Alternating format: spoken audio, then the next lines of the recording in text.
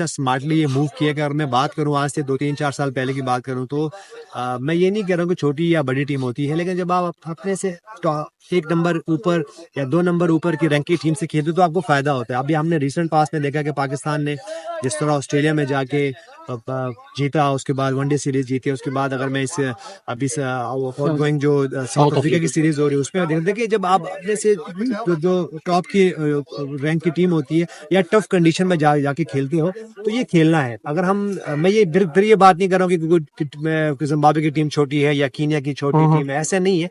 लेकिन देखिए अपग्रेड ये एक रेटिंग है, अगर आप अपने रेटिंग से नीचे खेलोगे तो आप फिर आपके रेटिंग नीचे होने शुरू हो। तो मेरे ख्याल से पाकिस्तान को एक तो ये करना चाहिए कि जितने ज्यादा हो सके इंडिया से खेलें, ऑस्ट्रेलिया से खेलें, साउथ अफ्रीका से खेलें, न्यूजीलैंड से खेलें, ऑस्ट्रेलिया से खेलें। ये ऐसी टीमें हैं जो कि हमसे, अगर मैं रेटिंग की बात करूं, मैं ये बिल्कुल नहीं कह रहा कि वो हमसे अच्छी टीमें हैं, लेकिन उनकी रेटिंग की और उनकी जो टफ कंडीशन में वहां जाके जब हमारे प्लेयर्स खेलते हैं तो ये टेस्ट होते हैं, इनके स्किल्स टेस्ट होते हैं, इनके नर्व्स टेस्ट होते हैं। तो मेरे ख्याल से इसको ऑर्गेनाइज करना चाहिए। एक प्लेयर को मैं यहाँ मिस कर रहा हूँ, फखर जमान को। तो मेरे ख्याल से देखिए फखर जमान को यहाँ जरूर होना चाहिए। साइम अयूब और फखर जमान जैसे प्लेयर फॉर्म में है और खेल रहे हो, कोई 400 रन कहीं भी नहीं गए 50 ओवर में। अगर 20-25 मैच में कोई नाकाम हो तो उसके बाद क्या होना चाहिए, उसका करियर खत्म हो जाना चाहिए। और आज वो साइम अयूब है जो कि बेस्ट प्लेयर बन के आ रहे हैं। अब्दुल्ला शफीक जैसे प्लेयर्स को थोड़ा सा टाइम देना चाहिए। देखिए एक तो सबसे अच्छी बात है कि क्रिकेट वैसे तो अगर मैं देखूं तो, अगर मैं गलत नहीं हूं तो 16-17 से रेगुलर क्रिकेट इंटरनेशनल होना शुरू हो गई है। और मैं हिस्सा था उस वक्त जब ये इंसिडेंट हुआ था 2009 में, उस पर बात नहीं करते। लेकिन उसके बाद जो प्लेयर्स ने, जो पीसीबी ने, जो हमारी क्रिकेट ने सफ़र किया है वो आपके सामने है।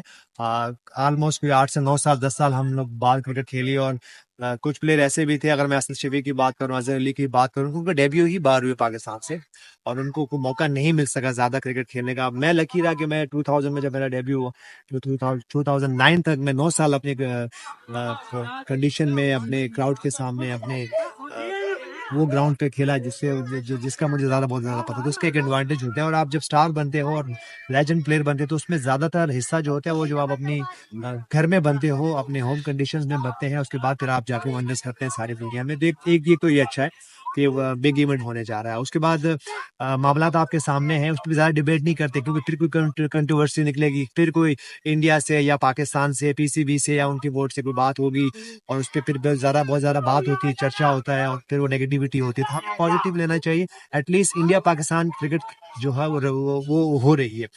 मेरी जो बड़ी ख्वाहिश है कि वो रेगुलर बेसिस पे हो। मैं आज से ये बात नहीं कर रहा हूँ, 10-12-15 साल से मैं ये बात करता हूँ कि अगर मेरे अपग्रेशन हुई, मेरा एक लेवल ऊपर गया, तो जब मैं इंडिया के खिलाफ खेला और मैं जाके इंडिया की सरजमीनों पे मैंने परफॉर्मेंसेस किए। मुझे याद है जब बेंगलोर के 267 जब मैंने किया, सुबह मुझे फॉरेन काउंटीज की ऑफर हुई, मुझे और ज़्यादा लीग्स खेलने की ऑफर हुई। तो ये एक हेल्प होती है।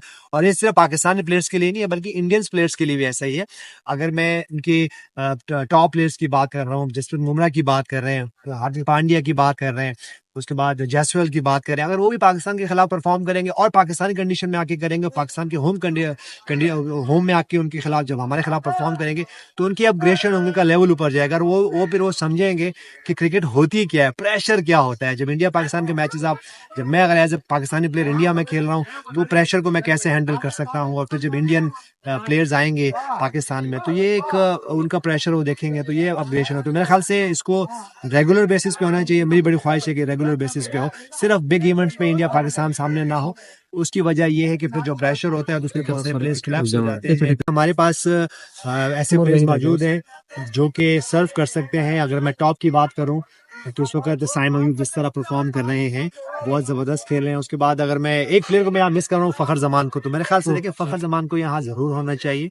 उसकी वजह ये है कि देखिए अगर साइम अयूब और फखर जमान जैसे प्लेयर अगर फॉर्म में है और खेल रहे हो तो क्या लगता है हमें कोई 400 रन कहीं भी नहीं गए 50 ओवर में। तो मेरे ख्याल से इसी तरह T20 में अगर ये साथ रहे, बड़ी कम कॉम्प्रोमाइजेस हुई हैं। अगर मैं साइम की बात करूं, मैं फखर जमान की बात करूं, जब T20 की क्रिकेट आती है तो उनको नीचे नंबर्स पे खेलना पड़ता है। तो उसमें डिटेल में नहीं जाते कि उसकी क्या वजूहत है। लेकिन अगर आप ये सोचें कि अगर ये दोनों प्लेयर या उसके बाद जो आपके और टॉप के प्लेयर हैं इनको ज़्यादा मौका मिले और T20 में या 50 ओवर्स की क्रिकेट में इनको ज़्यादा मौका मिले तो देखें ये 200-250 रन जो T20 की हम बात कर रहे हैं, जो हम नहीं कर पाते, ये सामने ही है।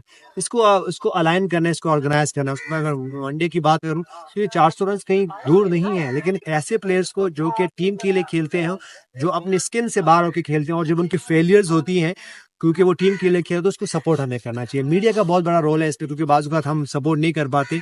अगर हम ऐसे प्लेयर्स की बात करें तो हमें उनको सपोर्ट करना चाहिए जो कि बेनिफिशियरी मैचेस में उसने परफॉर्म नहीं किया। जावेद भाई कितने मैचेस में परफॉर्म नहीं किया थे इससे पहले? काफी 20-25 मैचेस थे।